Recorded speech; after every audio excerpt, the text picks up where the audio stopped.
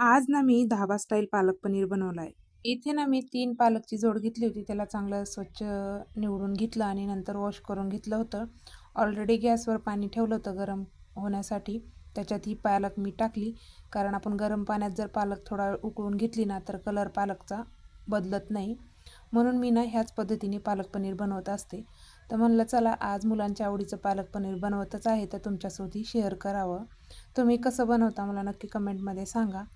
आता ना इथं मी पालक पेस्ट करून पालकचा घेतली. कलर किती डार्क ग्रीन आलाय बघा, किती छान वाटतोय. इथं ना मी पनीर कट करून साईडला ठेवून दिलं होतं. तर तुम्हाला दाखवते की मी काय काय यूज करते पालक पनीर बनवण्यासाठी. इथं बारीक चॉप करून घेतलेला कांदा, 2 टोमॅटोची पेस्ट करून घेतली, लसण, कोथिंबीर, आपली पालक प्युरी घेतलेली आहे, मटार आणि पनीर हे सगळं साहित्य घेतलंय.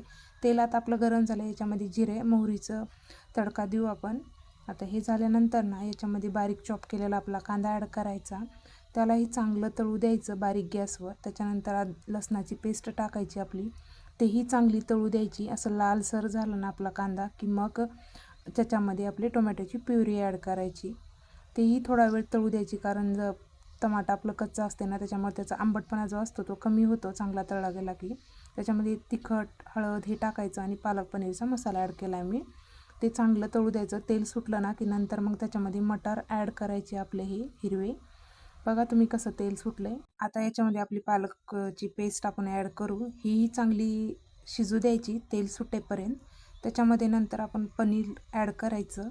चांगलं ते पण वाफेवर शिजू द्यायचं. त्याच्यानंतर बघा आपलं पालक पनीर तयार आहे आणि खूप छान आणि टेस्टी झालं. तर तुम्हीही नक्की ट्राय करा आणि कसा वाटला हा ब्लॉग आणि रेसिपी मला नक्की कमेंटमध्ये सांगा.